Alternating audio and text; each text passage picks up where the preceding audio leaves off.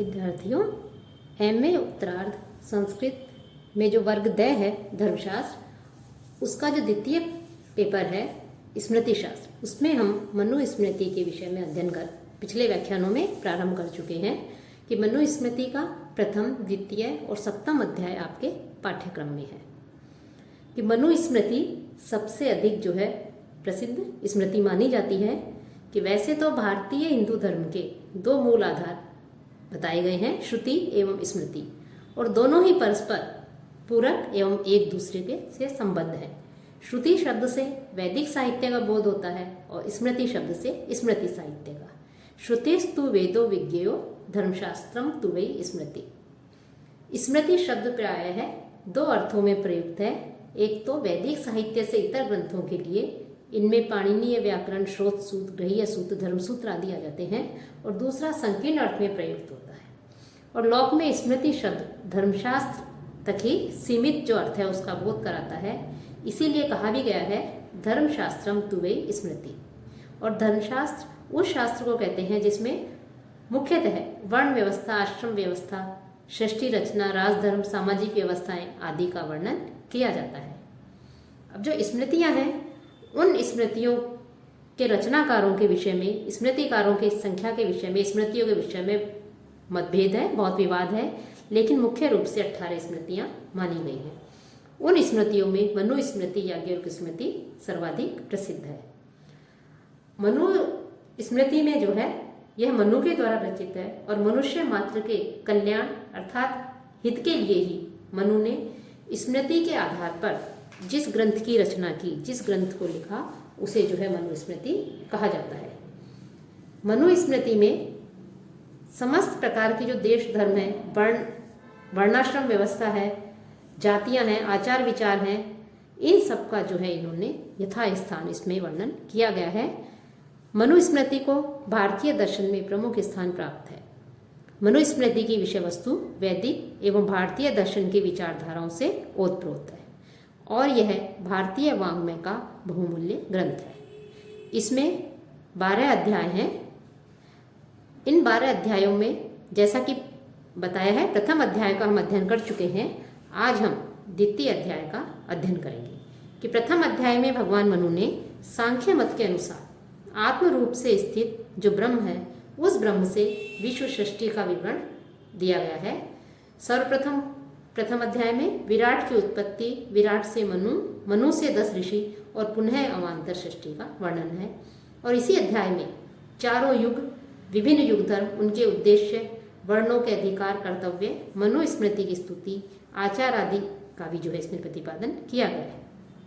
अब जो द्वितीय अध्याय है, उस द्वितीय अध्याय में धर्म की परिभाषा बताई गई है कि धर्म का क्या लक्षण है, स्वरूप, धर्म का क्षेत्र, इस शास्त्र के अधिकारी कौन हो सकते हैं, उनका निर्णय, ब्रह्मवर्त, ब्रह्मर्षि देश, मध्य देश, आर्यावर्त की सीमाएं, संस्कारों की आवश्यकता, उन ना जात कर्म, नामधेय, चूड़ाकर्म, उपनयन आदि जो संस्कार हैं, उनका वर्णन इसमें किया गया है।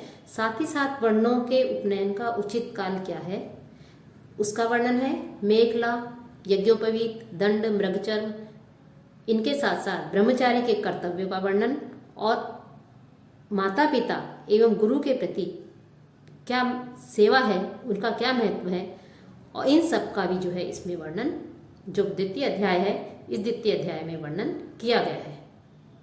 स्मृतियों की सृष्टि धर्म प्रतिष्ठा के निमित्त हुई है, इसलिए ये जो द्वितीय अध्याय है, इस द्वितीय अध्याय को मनुस्मृति में सर्वाधिक महत्व दिया गया है। अब इसका जो प्रथम श्लोक है, उस प्रथम श्लोक में धर्म के सामान्य स्वरूप का जो है वर्णन हमें देखने को मिलता है कि धर्म क्या है। तो कह रहे हैं कि जो धर्म है, उस सामान्य धर्म का लक्षण देते हुए कहते हैं, विद्वद्भिः सेवितः सद्भिः नित्यम अद्वेष रागिभिः हृदयेन अभ्यनुज्ञातो यो धर्म है तम निबोधत। कि सद्भिः की जो सज्जन है, और अद्वेष रागिभिः की राग और द्वेष से रहित, द्वेषश्च रागश्च द्वेषरागौ न विद्यते द्वेषरागौ येषु ते अद्वेष रागिणः ते। तो अद्वेष रागी भी कि राग द्वेष रहित ही, जो ऐसे, और विद्वद्भी कि जो विद्वान लोग हैं, कि राग द्वेष से रहित सज्जन और जो विद्वान हैं उन विद्वान लोगों के द्वारा नित्यम सेवित है, नित्य सेवा किए जाते हुए, कि नित्य उसको प्रयोग में लिए जाते हुए, नित्य सेवन किए जाते हुए, और जो हृदय है, हृदय नभ्यनुज्ञात, कि हृदय से उसको धारण किए जाते हुए, हृदय के द्वारा उसको ग्रहण किए जाते हुए, ऐसे अंतःकरण से जिसे स्वीकार किया गया है, अंतःकरण से जिसको स्वीकार किया गया है, स्वीकार किए जाते हुए, ऐसे यह धर्म है, जो धर्म है तम निबोध, उस धर्म को जो है समझिए, कि उस धर्म को समझिए। किस श्लोक में जो आचार्य मनु है, महर्षि मनु ने धर्म जो है उसके सामान्य लक्षण को बताते हुए, धर्म का सामान्य लक्षण प्रस्तुत करते हुए कह रहे हैं कि भारतवर्ष मुख्य रूप से धर्म प्रधान देश रहा है और धर्म को मानव जीवन का अनिवार्य तत्व माना है। और इस द्वितीय अध्याय में मनु ने के प्रारंभ में ही सज्जनों एवं विद्वानों के द्वारा जिसका सेवन किया गया है, जिसका जो है अपने जीवन में ढाला गया है, निरंतर जिसका सेवन किया गया है और अंतःकरण से जिसको स्वीकार किया गया है, ऐसे धर्म के लक्षण और उसके स्वरूप का विशद विवेचन इसमें प्रस्तुत करते हुए कहते हैं कि धर्म वही होता है कि जो अद्वेष रागी भी, राग और द्वेष से रहित हो, और सज्जन व्यक्तियों के द्वारा और विद्वत भी और विद्वानों के द्वारा जो मान्य हो और जिसे अंतःकरण से स्वीकार किया जाए, वही जो है एक तरह से धर्म है, वही धर्म के रूप में ग्रहण किया जाता है। द्वितीय श्लोक में कहते हैं कामात्मता न प्रशस्ता न चैव इह अस्ति अकामता काम्यो ही वेदाधिगम है कर्म योग वैदिक है।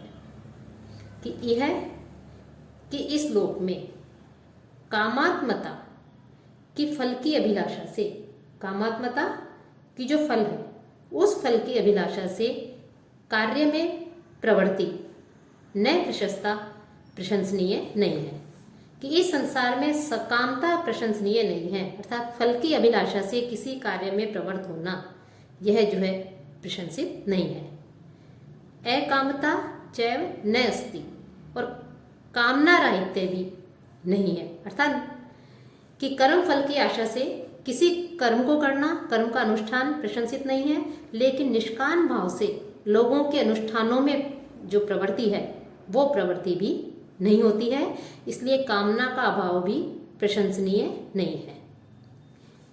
क्योंकि वेदाधिगम है, कि वेद जो है, वेदों का ज्ञान वैदिक है और वेद सम्मत कर्म योग है, जो कर्म जो है उन कर्मों में प्रवृत्ति ही काम में है, सकाम होती है, कि वेद ज्ञान और वेद विहित कर्मानुष्ठान में फल की अभिलाषा से ही प्रवृत्त हुआ जा सकता है।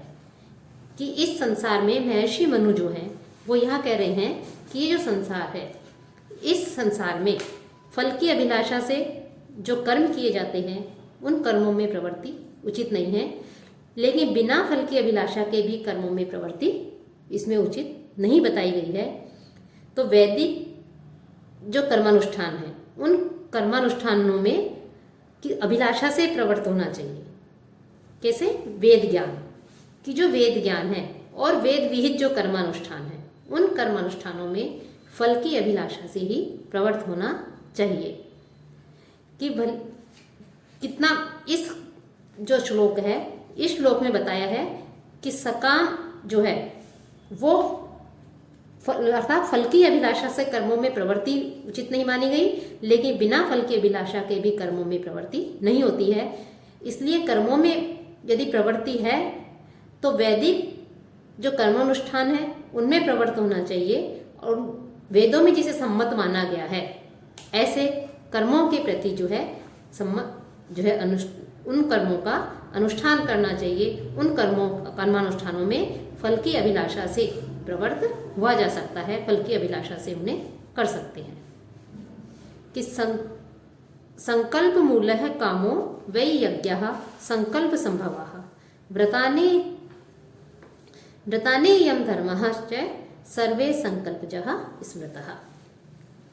अब कह रहे कि सभी जो धर्म है सभी जो कर्म है वो संकल्प से ही उत्पन्न है, कि सभी संकल्प से ही उत्पन्न होते हैं। संकल्प के बिना किसी भी कोई, चाहे वो धर्म हो या कर्म हो, उसमें प्रवृत्ति नहीं होती है। यहाँ जो संकल्प है उस संकल्प का तात्पर्य जो है वो इच्छा व कामना नहीं है, अपितु यहाँ जो संकल्प है उस संकल्प का तात्पर्य यहाँ मानसिक निर्णय, कि काम है कि कर्म फल की जो अभिलाषा है, कर्म फल की जो इच्छा है वो संकल्प मूल है, संकल्प से उत्पन्न होती है। कि मन में किसी चीज को प्राप्त करने की इच्छा रखते हैं, संकल्प करते हैं, मानसिक विचार उत्पन्न होते हैं, तो वो कर्म फल की अभिलाषा संकल्प से उत्पन्न होती है। यज्ञ और जो यज्ञादि अनुष्ठान है वो यज्ञादि अनुष्ठान भी संकल्प संभवा, कि यज्ञ व्रत और सभी यम धर्मों की उत्पत्ति जो है वो भी संकल्प से होती है। तो यज्ञ जो यज्ञ है वो भी संकल्प से उत्पन्न है, व्रतानि जो भी व्रत आदि हैं वो भी संकल्प से उत्पन्न है, और सभी जो यम आदि जो धर्म है उन धर्मों की उत्पत्ति भी संकल्प से ही हुई है। स्मृतः यह प्रसिद्ध है, अर्थात स्मृतियों में इस प्रकार से वर्णन किया गया है कि इच्छा काम जो है कर्म फल, अर्थात कर्म फल की अभिलाषा वो किससे उत्पन्न होती है, उसका मूल संकल्प होता है। यज्ञ भी संकल्प से ही होते हैं। नियम यम अर्थात अहिंसा, सत्य, अस्तेय, ब्रह्मचर्य, अपरिग्रह, ये सभी जो यम है ये सभी जो हैं और जो धर्म आदि हैं वो सब भी संकल्प से ही उत्पन्न कहे गए हैं। ये सभी संकल्प से उत्पन्न होते हैं, ऐसा इसमें प्रसिद्ध है। कि यम कि योग दर्शन के आदि आचार्य जो पतंजलि हुए हैं उन्होंने अहिंसा, सत्य, अस्तेय, ब्रह्मचर्य, अपरिग्रह इनको यम कहा है। लेकिन जो स्मृतियां हैं उनमें कुछ स्मृतियों ने ब्रह्मचर्य, दया, शांति, ध्यान, सत्य, खलता, अहिंसा, अस्तेय, माधुर्य और दमन, इन तत्वों को जो है यम कहा गया है। और जो व्रत है उसमें चांद्रायण आदि व्रतों का समावेश हो जाता है, ये इसके अंतर्गत आते हैं। तो जो भी व्रत है, जो भी यज्ञ हैं, जो भी धर्म है, वो सब कुछ जो है किससे उत्पन्न बताए गए हैं, वो सब संकल्प से तथा मानसिक विचार से, मानसिक कामना से ही जो है ये सब उत्पन्न होते हैं। अब आगे कहते हैं, अकामस्य क्रिया काचित दृश्यते न इह करहिचित यद भी कुरुते किंचित तत्तत् कामस्य चेष्टितम। कि इस संसार में कहते प्रत्येक क्रिया जो है, उस कोई भी जो क्रिया होती है, जो कोई भी जो कार्य होता है वो जो है कामना से ही होता है। कि बिना कामना के, बिना इच्छा से रहित कोई भी क्रिया नहीं देखी जाती है। सारी क्रियाएं जो है किसी न किसी कामना से होती है। तथा निष्काम भाव से कोई भी कर्म नहीं होता, चाहे छोटा हो या बड़ा, कोई भी कार्य हो वो सब किसी न किसी फल की अभिलाषा से किया जाता है। कि यह कि इस संसार में करहिचित, इस लोक में, इस संसार में कभी भी अकामस्य, कामना से रहित जो व्यक्ति है उस व्यक्ति की काचित क्रिया, कोई भी क्रिया, कोई भी व्यापार, कोई भी कार्य न दृश्यते, नहीं दिखाई देता। कि इस संसार में कोई भी कार्य हो वो फल की अभिलाषा के बिना दिखाई नहीं देता है ही, क्योंकि यत यत किंचित कुरुते, इसलिए जो जो कुछ भी वह करता है तत्तत् वह सब कामस्य चेष्टितम, कामना युक्त जो व्यक्ति है उस व्यक्ति का ही काम है। कामना युक्त अर्थात फल की अभिलाषा से युक्त। कि जो संसार है, इस संसार में चाहे कोई भी कार्य हो, कोई भी क्रिया हो, वो बिना किसी कामना के नहीं देखी जाती। निष्काम भावना से कोई भी कर्म नहीं होता। उन सब प्रत्येक कार्य के लिए किसी न किसी फल की अभिलाषा मन में रहती ही है। इसलिए जो कामना है, जो इच्छा है, जो अभिलाषा है, उसका त्याग नहीं किया जा सकता। अपितु कामना तो जो है एक तरह से कह सकते हैं कि कर्म का आधार है। कि ये सब सकाम व्यक्ति का ही, कामस्य चेष्टितम, कि सकाम व्यक्ति का ही कार्य है। कि संसार में जो भी कार्य किया जाता है वो किसी न किसी फल की इच्छा से, फल की अभिलाषा से, किसी न किसी कामना से किया जाता है। उसके बिना जो है कोई भी कार्य नहीं किया जा सकता। तो इस प्रकार से यहाँ जो क्रिया है, जो कार्य है, वो कार्य के पीछे अभिलाषा, फल की अभिलाषा जो है बताई गई है। वो मनुष्य जो कुछ भी कार्य करता है वह सब इच्छा की चेष्टा है, अर्थात इच्छा के द्वारा ही जो है वह करता है। फिर आगे कहते हैं कि तेषु सम्यक वर्तमानो गच्छति अमरलोकताम यथा संकल्पितान च इह सर्वान कामान समश्नुते। कि तेषु सम्यक वर्तमान है, कि तेषु उन कि जो पहले जो यज्ञ बताए गए हैं, व्रत बताए गए हैं, यम बताए गए हैं, इंसा सत्य आदि चांद्रायण आदि व्रत बताए गए हैं, इन सब में सम्यक की भली भांति वर्तमान है, भली भांति निरत जो व्यक्ति है, भली भांति अच्छी तरह से इनमें संलग्न जो व्यक्ति है, रत जो व्यक्ति है, नियत जो मनुष्य है, वो मनुष्य अमरलोकताम गच्छति, अमरलोक को प्राप्त करता है, देवलोक को प्राप्त करता है, अर्थात मोक्ष को प्राप्त करता है।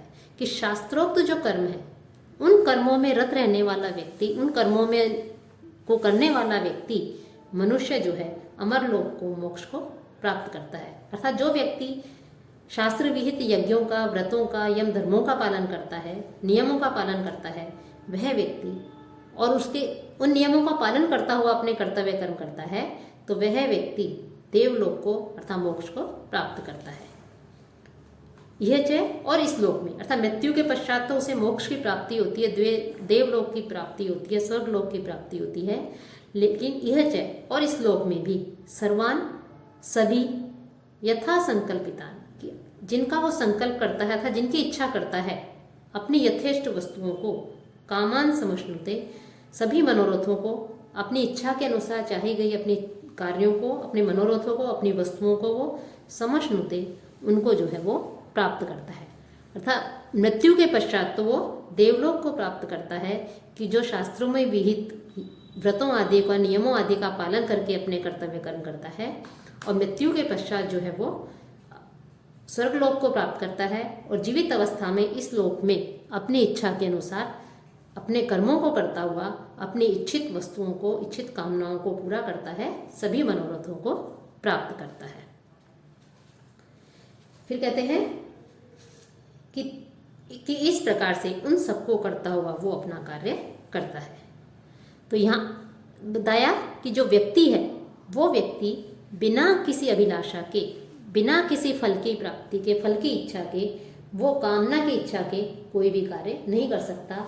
लेकिन जो कोई भी कार्य निष्काम भावना से कोई भी कर्म नहीं किया जा सकता, चाहे वो छोटा हो या बड़ा हो, लेकिन जो भी कार्य किया जाए वो कार्य यदि धर्म सम्मत है, नियमानुसार है, फल की प्राप्ति के लिए यदि वो कार्य कर रहा है, तो इस प्रकार से मृत्यु के पश्चात देवलोक की और जीवित अवस्था में इस लोक में अपने मनोरथों की प्राप्ति को मनुष्य करता है।